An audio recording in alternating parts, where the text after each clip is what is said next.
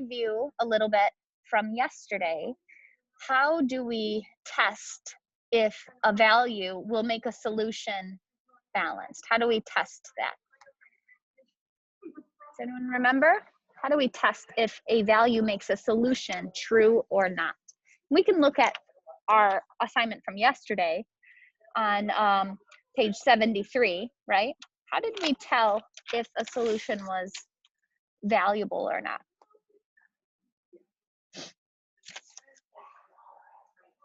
Should we do a demonstration on the screen here? I'm gonna need some feedback from you guys. Can everyone hear me? Everyone hear me? Okay, so just like in a classroom, I do need feedback from you so that I can guide where I'm gonna go next, all right? So I need you to unmute and talk to me about what you're thinking so that I can better form your understanding. So this is just one from yesterday. I'm gonna pop it on the board. M minus 22.7 equals 33, and they wanted us to try the value M equals 55.7. They wanted us to try that. And so what did I do when I had this type of a situation, this type of a problem? I had to input that value into the M spot in the equation, and if it made that equation equal, then I know that it's balanced, right? And it's true. And if it makes the equation not equal, then it's not a solution. We're seeking balance, we're seeking equality, we're seeking a solution. So maybe I'll change my color here real quick. You took this value and you put it in the M spot right here, right? And basically you're evaluating just like we have done many times over the school year. You're using order of operations to simplify, which is just one step here. 55.5 minus 22.7, 25.7 minus 22.7, 33, right? So if 33 equals 33, then it's balanced, right? And that means it is a solution. If I would have gotten something like 32 equals 33, we know that's not true, right? So that would say, no, that's not a solution then. Are there any particular questions from last night's assignment where we were testing solutions to see if they are balanced or not? Any other questions? Okay. I'm going to move on then to today's content. And I do have some brief notes for you to take in your math notebook, if you could grab that, okay? So the notes that you're going to be taking here involve how to solve equations, okay? So let's title it that in our notebook, how to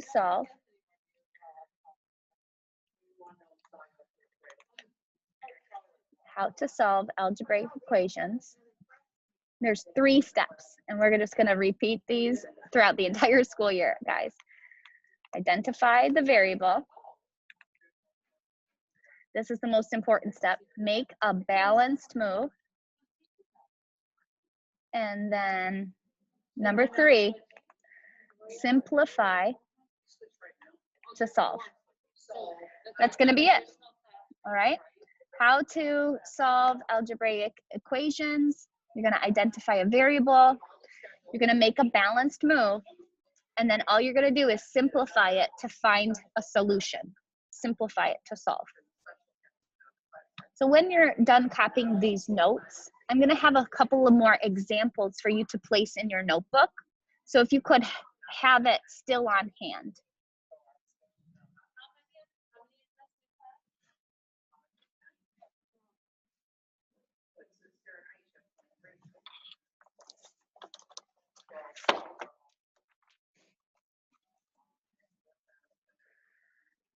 When you're done copying those notes, would you just give me a thumbs up so I know that we are ready to get back to it? Okay, I see a couple of thumbs up. All right. Thank you. All right, So the next thing that I'm going to do is a couple of examples down below here. So you just copied this down for me.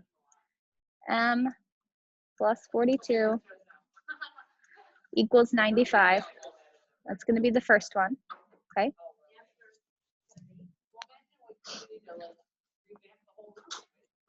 And then the path we're going to take is exactly these 3 steps. What we're trying to do is find a value for M that will make this equation balanced, that will make it equal, okay? And we could probably count up to find it out on our own, but we're going to use this 3-step approach to learn a process that we can apply to any equations, okay? So bear with me, I know this seems simple. We could probably guess the number without much work, but let's follow the process so that we can apply it to more difficult problems in the future. So step 1, identify the variable. What's that mean? That means we just call it out. This is the variable. This is the thing I have to get alone. When I identify the variable, I usually strike a line through the equal sign so that I can clearly see both sides of the equation or both sides of the balance, like I was trying to describe to you guys earlier yesterday. Remember, I was talking about a balance, sort of like in science class, where if it's level, then it's equal, right? So we're building 2 sides of a pan balance, and we want to keep it balanced this entire time. So whatever I do to this side, I have to do to this side to keep it equal, to keep it balanced. So I've identified the variable. Now, the balanced move is, what move am I going to make in order to get this variable alone? So in order to get this variable alone, I have to get rid of this, right? If I get rid of a plus 42, how do I get rid of a plus 42? How do I negate it? How do I cancel it? Would someone unmute and help me out there? Subtract it. You subtract it, right? So if I'm going to subtract 42 from this side, then I better subtract 42 from this side so that it stays balanced, right? So go ahead and add that in right now. That's the balanced move, right? So I've identified the variable. I've made a line through my equal sign to develop both sides of the balance. I have to get rid of this plus 42. So how do I do it? I subtract 42 from both sides. That's my balanced move. Leah, you have your hand up. Question? Then I'm going to simplify to solve, okay? So when I simplify means clean it up, right? Make it easier to understand. So basically, I'm going to look at this side of the equation and say, what can go? What can get cleaned up? I know these 2 eliminate each other, kind of like the 0 pairs when we were working with integer chips. The red chips eliminate the yellow chips, right? So I know those 2 negate each other. They equal 0. So what am I left with on the left side of this equation? I'm just left with M, right? Equals, what would 95 minus 42 equal? 53, right? So the solution that makes this equation balanced is 53. And I did that with these 3 steps. Identify the variable, make a balanced move, simplify to solve. So, or simplifying so that I can find the solution, right? That's what solving means. Find the solution. So this terminology will get easier as we go, but I do want to keep the instructions here in front of you, and we're going to do another demonstration, okay? Okay, ready for another one? D minus 23.8 equals 105.9. Follow Our routine, follow our agreed upon format. Ready? Identify the variable, do. Strike through the equal sign to develop both sides of your equation. We got to keep it balanced, right? Now we're gonna go, okay, this is the guy I wanna get alone. So how am I gonna do that? I have to get rid of whatever's connected to it, right? I have to get it alone. So what do I have to get rid of? This minus 23.8. How do I get rid of a minus 23.8? How do I cancel it? What do I have to do? What's the opposite of a negative 23.8? Come on, participation. A positive, oh. Yeah, positive 23.8, you got it. So positive 23.8, and if I apply positive 23.8 to one side of the balance, then what do I have to do? I have to put it on the other side of the balance to keep it equal, to keep it balanced. You got it. Everyone keeping pace with my notes? Okay. Last step. Simplify and solve. They can't hear you. I've got AirPods in. No, they can't. They can't hear you guys. Can you guys hear the teachers in the lunchroom? No, I didn't think so. Oh my gosh, you're totally fine. This is the only place I get a good internet signal with my laptop. I'm sorry. So simplify to solve. So let's clean up the left and clean up the right, and we'll have an answer, okay? How can I clean up the left? I can recognize that these two cancel each other and strike them out. Say they're gone, right? Those are gone. But what is left? D, right? D is left. And that's what I wanted. I wanted D all by itself. So this is the side I have left to clean up, right? And I can do so. I know how to add together decimals, right? I align the decimals so that my place values are aligned. That's how I do it. I remember this back from chapter 1. And then I just go column by column, adding them up, right? Regrouping as needed. There we go. So D equals 129.7. Did you get that too? All right. Thanks for the thumbs up or nodding. It's helping me understand if I'm going too fast, if I'm not being clear enough. So the more you respond, the better this will be. Okay. I'm actually working on problems from page 76 in your workbook. And I understand that maybe your workbook doesn't have enough space for you to manage these problems. So maybe on your notebook paper, you just want to write, this is from workbook 76, so that you know where to go back to for reference and help. But keep taking these notes. I'm going to erase the problem we were working on and give you another. Okay. There we go. Oh no, I deleted the notes. There we go. I didn't want to delete our action plan, just the equation that we were working on.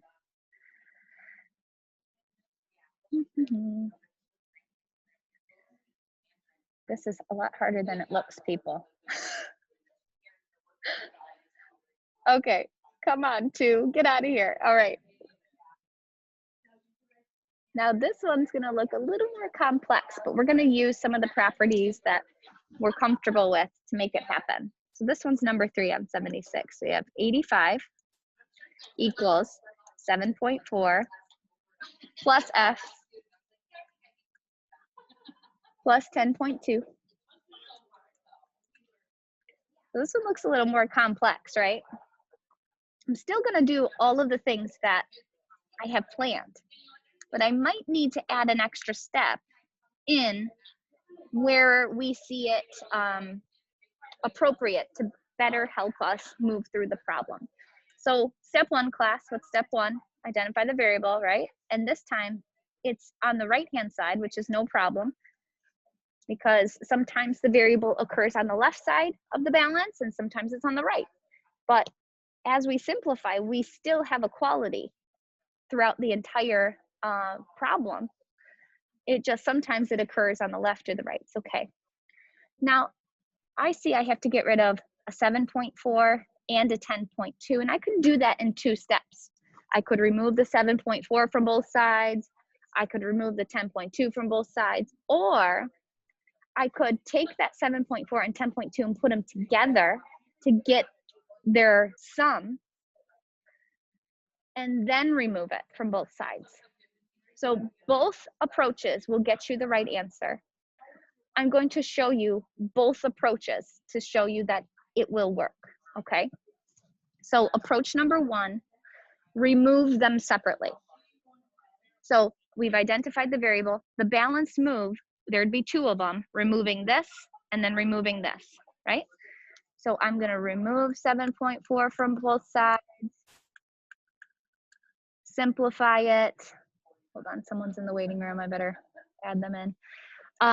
And when I look at this, I should have lined up my decimals properly. So save myself a step, right? 7.4. And then subtracted, right? So if I can subtract this decimal right here, I'm gonna need to regroup in order to do it. And that ends up being 79, nope, 77.6 is gonna be equal to, that's gone, F plus 10.2, right? Here's my variable, he's still there, he still has stuff to get rid of, so we're gonna do balance move number 2 and remove the 10.2. I lined up the decimals to make it easier for myself.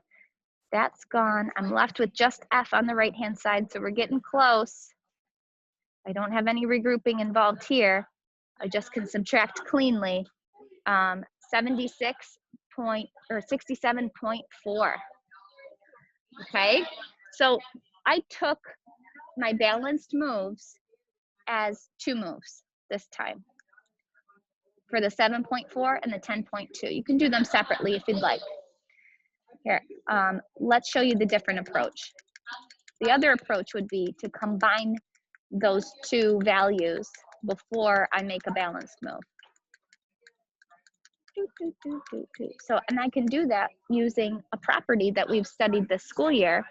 If I want to group those things together because they relate to each other, associative property, I use commutative property to reorder them, right? So I can reorder these terms, put them next to each other so that I can combine them together, right? I want to put them together. So what would 7.4 plus 10.2 be? We could probably do that up in our heads, right? 17.6, right? Plus F. And then I go after my approach the same way. I identify the variable. I make my balanced move. I want to get rid of the 17.6 from both sides. Lining up the decimals. Add a placeholder 0 where needed. And then last step, simplify to solve. Clean up what you can. And look at that. We end up getting the very same thing that we got when we did the other approach, 67.4. So who liked method 1 better? Who liked method 2 better? And depending on what type of problem you have, you might choose one approach or the other. Okay, so if you like method 1 better, you probably are really good at following rules and procedures. You just want to take it piece by piece. You don't care how long it takes, right? You want to do it right. And maybe if you opted for version 2, you might be someone that really wants to get it done fast, right? Like, just give it to me. Let me get through it, right? So maybe method 2 works for you. So if you're able to manipulate terms and combine them where you can and maintain that balance, you're still going to get the same answer as someone who maybe took a little bit longer to get through it, but procedurally followed all the rules, okay?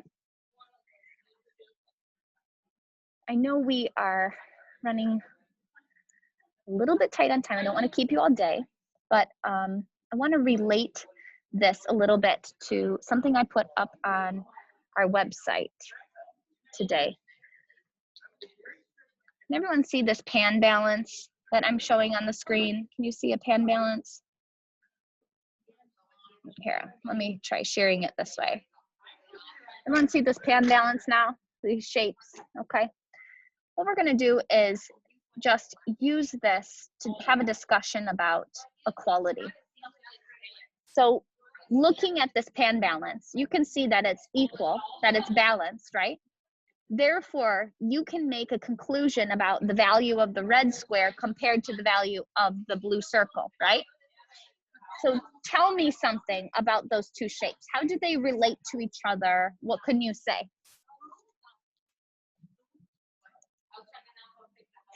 Anybody? What could you say about those? Paige, go ahead. The blue circle is heavier than one blue square is heavier than one red square. Sure. Well, yes, the blue shape is heavier than the red shape, for sure. How more accurate could you give me a description of that? Like, is there an exact comparison you could tell me? You could say 2 squares are equal to what?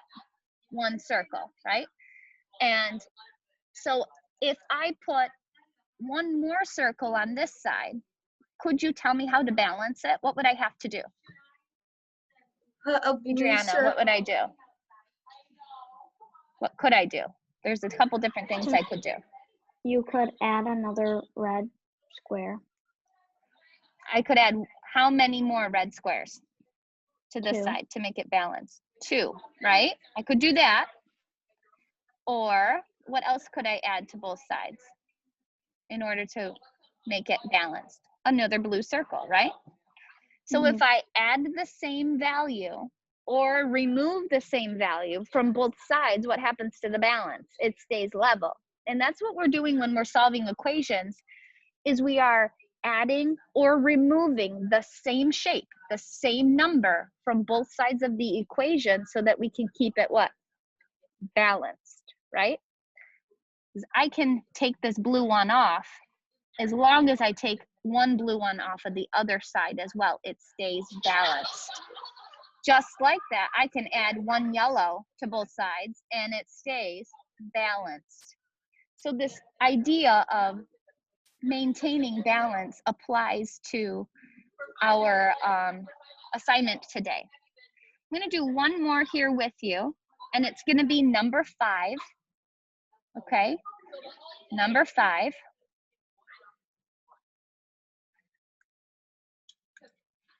And it goes like this: 43 plus h equals 938. And I don't have the instructions in front of you anymore, but you have them in front of you.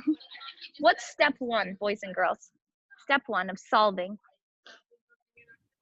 Identify the variable. Identify the variable, and this is when we get our balance bar ready to go. Okay, I see the h, I want to get it alone, so how am I going to do it? What's connected that I got to get rid of? 43. What's connected to the h that I have to get rid of? 43. The 43. And is that a positive or a negative 43? Negative. Where do you see negative? You're saying use a negative 43 to get rid of it, right? Is that what you're saying, Penelope? Yes. Yes. So it is positive. So in order to get rid of it, I got to subtract a 43, right, from both sides to keep it balanced. Make a balanced move. Okay. It's gone. What am I left with when I simplify? I'm left with h equals whatever the difference between these two numbers are. Need to regroup in order to make sure I get it right here. H equals 895. Now, this is the part that ties into yesterday. How can I test this solution to make sure that I did it right? How can I test it?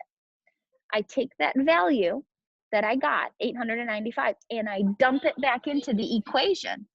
And if it makes that equation balanced, did I do it right? Yeah. So what if I did 43 plus 895? Would I get 938? Let's see, combine those two. What do we get? 3 plus 5, that's 8. 9 plus 4, that's 13. Carry the 1. 938. Hey, if 938 equals 938, I did it right. So this process of testing a solution now comes in handy on my own work because I can see if my solution was correct by dumping it back in to the original equation to see if it stays equal. Are we good? All right, look back at 75 on your home. This is going to be your homework page, but you have 2 days to get through this, okay? 2 days. Your homework is going to be page 75. So maybe you want to work on about half of them today and about half of them tomorrow, but you're going to use this approach for every single problem. You're going to do identify the variable, make a balanced move, simplify, solve. And I have to see that approach for even the simple ones. Like number 1, you could really probably guess what the answer is. But I don't want to see just the answer. I need to see the 3-step process that I've taught you today, okay? Because I'm building on what's coming next. So I'm looking ahead. Number 1 is straightforward. Number 2 is straightforward. But number 3, it looks like I better combine some things, or I'd have to take it one step at a time for number 3, right? Number 4 looks the same. There's some things I can clean up and combine. Santo, can you put that down, please? And you're supposed to be looking at number 4 on your workbook. We're looking at what can we do to make this easier, right? So we are going to combine maybe that 20 and the 12.9 to make it easier. Number 5 looks straightforward. Number 6 looks straightforward. Number 7, there's a little cleaning up to do on the right? Combine those 2 numbers before you move your 12. Okay? So number 9, it looks like you have to clean up both sides a little bit before you can make your balanced move. So take it step by step. I would use a supplement like piece of loose leaf to help you stretch it out a little bit. There's not much room on your workbook here, but the workbook page up at the top shows the same process I showed you. It shows it in more of a stretched out format. I really do like the way that we did it today, where it's vertical. Like my balance move is down below and not stretched out all across the page, left to right. So take what I said into consideration while you're working on today's assignment. And I'm going to stay on Zoom here for a little bit so that you can start working, and lean on me if you want for some help. Okay, but other than that, we don't have class again until Thursday. Okay, so I will see you then, and stick around if you'd like to do a couple with me here on standby. Okay, have a good day.